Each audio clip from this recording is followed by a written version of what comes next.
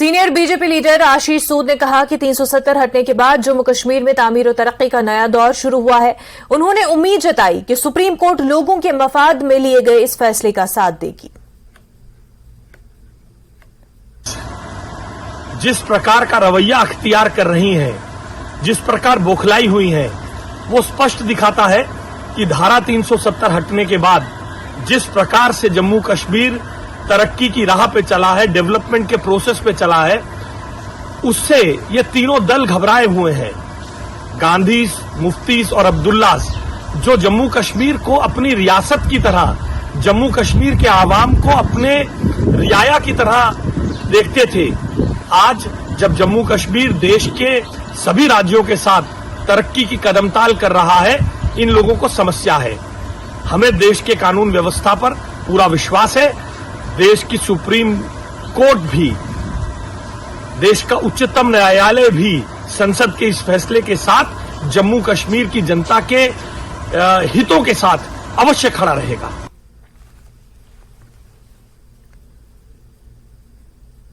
कश्मीरी पंडितों की तंजीम ग्लोबल कश्मीरी पंडित डायस्पोरा की जानिब से सुप्रीम कोर्ट में दायर की गई दरखास्त की गई। तंजीम के सदर एसके भट्ट ने न्यूज 18 से बात की। उन्होंने कहा कि कश्मीरी पंडित 370 मामले पर हुकूमत के साथ हैं। उन्होंने कहा कि आइन को मानने वालों को पार्लियामेंट के जरिए दफा 370 को हटाने के फैसले को मानना चाहिए। 370 के खात्मे की प्रक्रिया क्या संवैधानिक थी या संवैधानिक नहीं थी, इस मुद्दे पर सुनवाई कर रहा है। 22 से ज्यादा याचिकाएं सुप्रीम कोर्ट में हैं और इन याचिकाओं में इंटरवीन याचिका भी दाखिल की गई है। वो याचिका दाखिल की गई है कश्मीरी पंडितों की तरफ से। कश्मीरी पंडितों का ग्रुप है ग्लोबल कश्मीरी पंडित डायस्पोरा, उसके रिप्रेजेंटेटिव हमारे साथ एसके भट्ट साहब मौजूद हैं। भट्ट साहब, आप लोग सुप्रीम कोर्ट पहुंचे हैं, याचिका भी दाखिल की, आखिर क्या कहना चाहते हैं सुप्रीम कोर्ट से? देखिए, पहले तो मैं आपको बताऊं, ये एक ही जेकेपीडी नहीं, हमारी 4 जो है ऑर्गेनाइजेशंस जो है, कश्मीरी पंडित पन कश्मीर की तरफ से भी, और एक इंडिविजुअल डॉक्टर मावा ने भी, और 3-4 ये हम, और ऑल इंडिया कश्मीरी समाज, ये कलेक्टिव एक हमारी कंसेंसस हुई है कि we should intervene in it and for the direction. क्यों हम चाहते हैं? क्योंकि देखिए, ये प्रोविजन 370 अगर आप बैक फ्लैश में जाएंगे, बैकग्राउंड में जाएंगे, ये एक प्रावधान कश्मीरी पंडित लैंडलॉर्ड्स को प्रोटेक्शन था। आज की डेट में वो शून्य पे आ चुका है। अब मुझे बताइए, कश्मीरी पंडित कैसे इसको कहेगा कि भाई असंवैधानिक है? क्योंकि मैं तो एक agreed party because of this repercussion से हुआ ना, और ये किसके घर बढ़ता रहा 370? इसमें तो एक इंसुलेशन सेंटर से बार्गेनिंग टूल किसका बना? उन पॉलिटिशियनों का जो आज क्राई कर रहे हैं, जो पीए गुप्कार डिक्लेरेशन रोज स्वरूप में पता नहीं क्या क्या बला बला, आप तो वो I dash D dash I डेड इंडिया पता नहीं क्या क्या कर रहे हैं, ये वही लोग कर रहे हैं ताकि एक असरता समाज की बनी रहे और एक जिसे कहते हैं ना, एक डिस्टर्बेंस ऑफ इंडिया का एक स्टेट। कश्मीर मैंने कहा एक टेस्ट ग्राउंड है फॉर एनी सेकुलरिज्म को टेस्ट करने के लिए। वो वहां फेल हो चुके हैं, जिसे कहते हैं ना लिवर फेल हो चुका है वहां कश्मीर में स्टेट का लिवर फेल हो चुका है, जो कि आपको देख रहे हैं उसका इंपैक्ट पूरे हिंदुस्तान में पड़ रहा है। आज देखिए नूह में क्या हो रहा है, हमने तो ये पहले ही कहा था। अगर आप हमारे सवाल ये है कि तमाम जो राजनीतिक पार्टियां हैं या तमाम जो लोग हैं, ज्यादातर याचिकाएं इस पूरी प्रक्रिया के खिलाफ संवैधानिक तौर पर चैलेंज करने के लिए सुप्रीम कोर्ट आई है, जो कुछ प्रक्रिया अपनाई गई हटाने के लिए। देखिए, देयर आर 2 वेज, लेजिस्लेटिवली एंड लेजिस्लेटिवली। लेजिस्लेटिवली ये 2 हाउस ने पास किया, पूरे बहुमत से पास किया, राष्ट्रपति की कंसर्न। इससे बड़ा क्या पाकिस्तान में जाके इसको रखते हम या कहीं रखते? आप तो या तो मानिए या तो ना मानिए। आप एक किसी अभी जैसे कहते हैं आप हमारे पार्लियामेंट भी चाहिए, आपको पॉलिटिकल वो प्रोटेक्शन भी चाहिए, आपको रिजर्वेशन। हाल ही में हुए द्रास करगिल हादसे में लापता 4 अफराद में से शबीर अहमद की लाश इस्कोदो खरमंग में मिली है। कल रात को इसकी तस्दीक होने के बाद लाश को वापस करने के लिए उलमा काउंसिल द्रास ने एक प्रेस कॉन्फ्रेंस मुनक्किद की। उन्होंने भारत और पाकिस्तान हुकूमत से लाश को वापस लाने के लिए इक़दाम करने की अपील की।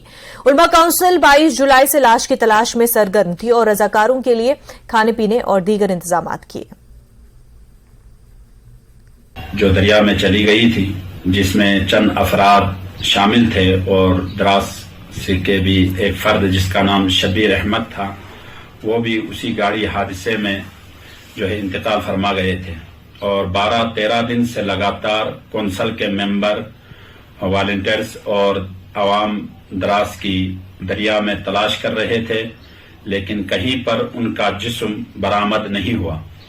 लेकिन कल शाम से इतला मिली है कि पाकिस्तान की सरजमीन खरमंग गिलगित में उनका जिस्म जाहिर हुआ है, यानी उन्हें वहां इनकी लाश मिली है। और फोटो के जरिए और उनके फैमिली के जरिए जो है ये भी यकीन दिलाया गया कि ये शबीर अहमद की, मरहूम शबीर अहमद की ही लाश है। तो अब हम अपनी यहाँ की हुकूमत सीसी करगिल और MP लद्दाख और RG लद्दाख से गुजारिश कर रहे हैं और खरमंग के भी हुक्मरानों से ये गुजारिश कर रहे हैं कि शबीर अहमद की मैयत को हमारे सुपुर्द किया जाए और ये उलमा कौंसिल की जानिब से मांग भी है और आपसे इल्तिमास भी है। राजौरी में एक कल्चरल प्रोग्राम का एहतमाम किया गया। कबायली गुज्जर और बकरवाल एसोसिएशन ने जिला इंतजामिया राजौरी के ताउन से गुज्जर बकरवाल हॉस्टल राजौरी में इसका इनेकाद किया।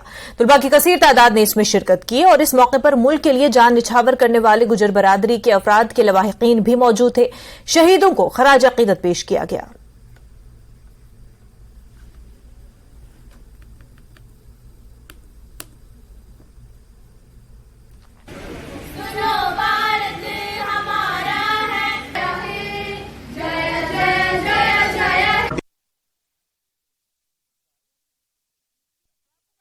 सुप्रीम कोर्ट में आर्टिकल 370 के हवाले से समाअत जारी है। रोजाना की बुनियाद पर अब समाअत होनी है, जहां पर उस हवाले से ओपोजिशन के रिएक्शंस भी आ रहे हैं। बीजेपी भी उस पर रिएक्शन दे रही है कि ये तो लोगों के मफाद में हुआ है, तो ओपोजिशन कह रही है ये गैर आईनी है। आर्टिकल 370 की मनसूखी। बहरहाल सुप्रीम कोर्ट में इस हवाले से समाअत जारी है और रोजाना की बुनियाद पर समाअत होगी अब से। हमारे साथी समीर भी जुड़ गए हैं इस मामले पर बात करने के लिए। समीर, समाअत तो शुरू हो गई है सुप्रीम कोर्ट में, 22 से ज्यादा अर्जियां दाखिल है। इंटरवेंशन की भी एक अर्जी दाखिल की गई है एक कश्मीरी पंडित ऑर्गेनाइजेशन की तरफ से। हमें यह बताएं कि ओवरऑल अगर हम इस पूरे मामले को देखें किस तरह से देखा जा रहा है, और अब जो और भी ज्यादा ओपोजिशन इस मामले को लेकर के सियासत गरमा रही है उसको भी इस पूरे सिनेरियो में कैसे देखा जाए? देखिए, मैं आपको बता दूं, सुबह से ही जब से ये समाअत इसकी शुरू हुई है, लगातार बयानबाजियां हो रही है। देखिए, उमर अब्दुल्ला ने कहा, जो सुप्रीम कोर्ट में वो दाखिल हुए उससे पहले उन्होंने कहा कि उनको पूरी उम्मीद है कि जो सुप्रीम कोर्ट है वो उनको न्याय देगा और जो पिटीशन उन्होंने दाखिल किया है उस पर वो उनके समर्थन में ही फैसला देगा। उसी बीच महबूबा मुफ्ती ने प्रेस कॉन्फ्रेंस की है, उन्होंने जम के बीजेपी को लताड़ा है। उन्होंने कहा कि बीजेपी ने कॉन्स्टिट्यूशन की धज्जियां उड़ा दी है और अब सुप्रीम कोर्ट ही एक इंस्टीट्यूशन है जो कि जिस पर सबकी नजरें टिकी है। महबूबा मुफ्ती की जो प्रेस कॉन्फ्रेंस हुई है और जिस तरह की डेवलपमेंट्स हो रही हैं सुप्रीम कोर्ट में, उस पर मेरे साथ बात करने के लिए इस वक्त हैं बीजेपी के सीनियर लीडर और farmer deputy chief minister Kavinder Gupta. Sir, news 18 से बात करने के लिए शुक्रिया।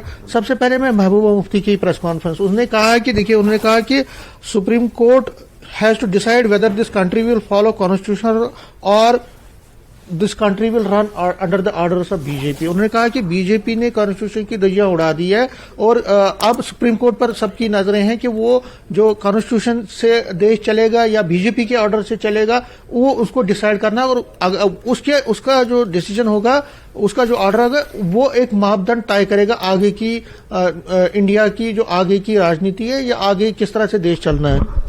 देखिए, सभी लोगों ने, चाहे वो अपोजिशन थी चाहे सत्ताधारी पार्टी थी, 370 हटाने का जब प्रस्ताव लाया गया था उस पर चर्चा हुई थी, वोटिंग हुई थी, ये रिकॉर्ड है। और कोई भी जो बिल पास किया जाता है तो लोकसभा राज्यसभा उसके लिए सबसे बड़ा सदन है। उसी आधार पर ये सब एक कॉन्स्टिट्यूशन के दायरे में हुआ है। हमें विश्वास है कि विपक्ष के लोग अपनी फ्रस्ट्रेशन में जो इस प्रकार की याचिकाएं दायर करते हैं, सुप्रीम कोर्ट उस पर सुनवाई कर रहा है। हमें अदालत का फैसला मान्य है और अदालत का फैसला बिल्कुल। समीर, अदालत का फैसला आएगा और अदालत के फैसले को सब कबूल करेंगे, लेकिन समीर, यहां पर कविंद्र गुप्ता साहब से ये जानना चाहेंगे कि ओपोजिशन कह रही है कि बिल्कुल राज्यसभा में पेश किया जाए, लोकसभा में पेश किया जाए, लेकिन ओपोजिशन कह रही है कि जेके की असेंबली में इसको पेश होना था, तब ये आईनी तौर पर सही रहता। तो उनका तो वही कहना है कि ये तो प्रॉपर जो एक कॉन्स्टिट्यूशनल वे था उस हिसाब से हुआ ही नहीं है।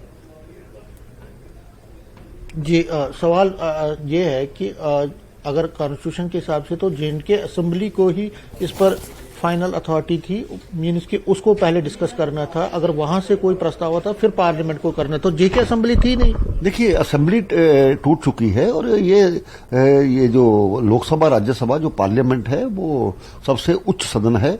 इसी जम्मू कश्मीर असेंबली अलग से बना करके जो देश के लिए उल्टे फैसले लिए जाते थे, यही असेंबली है जिसमें यह फैसला किया गया था रीसेटलमेंट बिल का कि पाकिस्तान से आकर के लोग यहां बसेंगे, जिसको बिल नंबर 9 कहते हैं। क्या इनकी मनमर्जी चलने दी जाए? कल को ये कहेंगे कि पाकिस्तान के साथ हमने अपने आप को मिला दिया है। इस तरह की मानसिकता यहां हिंदुस्तान में नहीं चल सकती।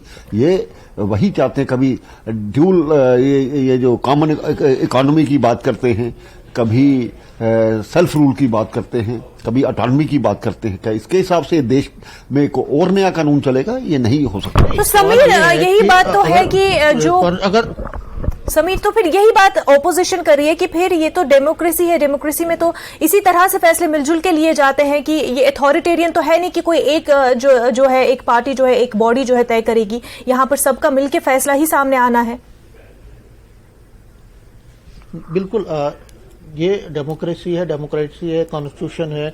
अगर कॉन्स्टिट्यूशन में ये था कि जो इनकी असेंबली में पहले इसको जो भी फैसले बड़े कोई ऐसा प्रावधान नहीं है। जब असेंबली है ही नहीं तो उस वक्त ये जो राष्ट्रपति शासन होता है, और वो जो राष्ट्रपति शासन है उसका जो बिल वहां पर बहुमत से पारित हुआ उसको राष्ट्रपति। तो समीर, यही तो मुद्दा है कि असेंबली नहीं है, और असेंबली नहीं होने में भी अब इतने साल बीत चुके हैं, और ये एक प्रॉब्लमैटिक चीज बिल्कुल है। एक डेमोक्रेटिक सेटअप में जो इतना डेमोक्रेसी के लिए पूरी दुनिया में जाना जाता है, वहां पर असेंबली अभी तक जो है नहीं बहाल हो पाई है, तो ये तो अपने आप में ही एक बहुत बड़ी प्रॉब्लम है। बिल्कुल सही बात है कि जो सवाल ये है कि अगर आप कहते हैं कि डेमोक्रेसी है, India is a democratic country, लेकिन अगर असेंबली नहीं है, अगर आप पिछले 5 साल से असेंबली के लिए तैयार जो है वेट कर रहे हैं, तो आपको नहीं लगता कहीं ना कहीं वहां पे भी आप जो है बिल्कुल भी जो कॉन्स्टिट्यूशन के उलट हो रहा है, डेमोक्रेसी का जो एक कॉन्स्टिट्यूशन का हमारा एक सिस्टम है उसको प्रॉब्लम? देखिए, नियमों के तहत सब कुछ किया गया है, तभी इसको लागू किया गया है। जब भी कोई बिल पास होता है तो उसके बाद राष्ट्रपति के पास जाता है। राष्ट्रपति इस देश का सर्वोच्च एक हस्ती है जो कि उस पर सिग्नेचर करके भेजते हैं। जब उन्होंने सिग्नेचर कर दिए तो उसके बाद मुझे लगता है कुछ चले ठीक जा सकता। ठीक है, इन्होंने ये अपनी ये जो दायर याचिका की है सुप्रीम कोर्ट में, उस पर सुनवाई हो रही है। सुप्रीम कोर्ट में अब सुनवाई हो रही है, समाअत जारी है और रोजाना की बुनियाद पर सुनवाई जारी रहेगी। बहरहाल समीर, आपका शुक्रिया। आपके साथ जुड़े हमारे मेहमान कविंद्र गुप्ता का भी बेहद शुक्रिया। वक्त हो गया एक छोटे से ब्रेक का, जल्द होंगे हाजिर।